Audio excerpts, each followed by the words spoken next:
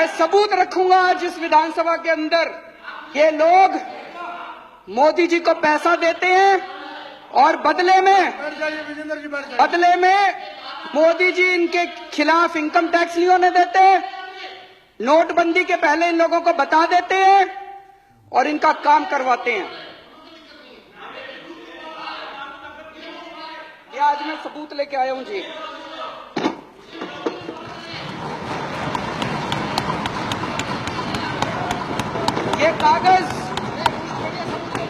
ये कागज मेरे कागज नहीं है जी, ये इनकम टैक्स डिपार्टमेंट के कागज हैं।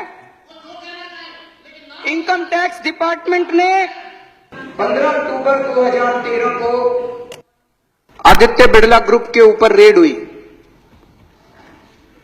उस रेड में इनकम टैक्स डिपार्टमेंट में रेड होती है, वो वहां से सारे उनके कागज उठा के लाते हैं। वापस आने के बाद इनकम टैक्स डिपार्टमेंट अपनी एक रिपोर्ट बनाता है उन कागजों के आधार पे, जिसको अप्रेजल रिपोर्ट कहते हैं। ये अप्रेजल रिपोर्ट है इनकम टैक्स डिपार्टमेंट की उस रेड की।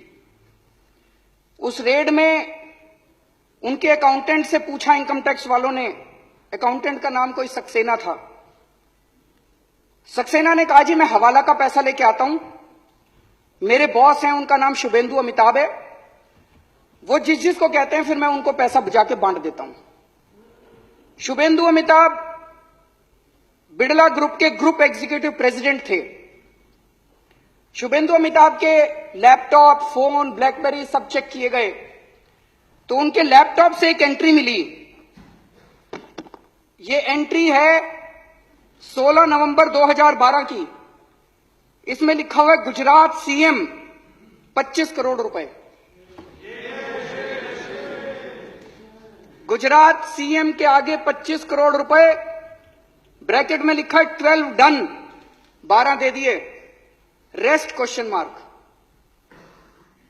तो ये उसके बाद इनकम टैक्स डिपार्टमेंट ने अपनी एनालिसिस की है। ये उसकी एनालिसिस की कॉपी है।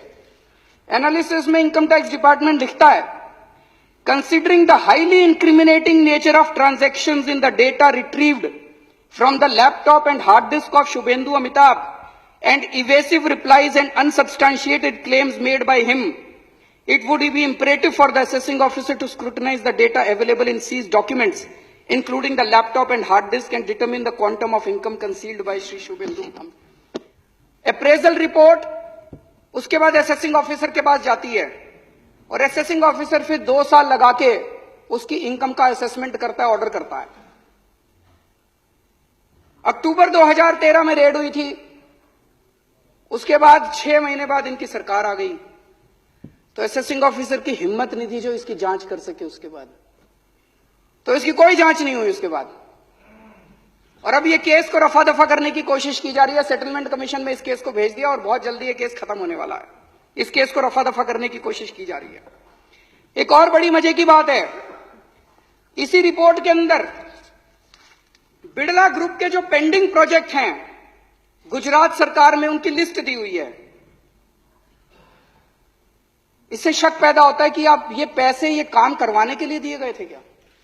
इसमें लिखा है, levy of stamp duty matter has been taken up at the principal secretary level and through the honourable chief minister's office, deputy collector stamp has been instructed from Gandhinagar not to initiate any action. मतलब कि मुख्यमंत्री दफ्तर, गुजरात के मुख्यमंत्री दफ्तर ने stamp duty ना लेने के आदेश दे दिए हैं। इनको गैस की जरूरत थी तो इसमें लिखा है गैस के लिए भी बात हो गई है। तो जो जो काम पेंडिंग थे गुजरात सरकार में उनकी सबकी लिस्ट दी हुई है। तो एक मन में यह शक होता है ये 25 करोड़ रुपए ये सारे काम करवाने के लिए पैसे दिए गए थे। एक और इसी तरह का इंसिडेंट हुआ। अगर ये एक ही होता तो लगता कुछ गड़बड़ है। 22 नवंबर 2014 को सहारा के यहां रेड हुई। एक कमरे से 130 करोड़ से ज्यादा का कैश मिला।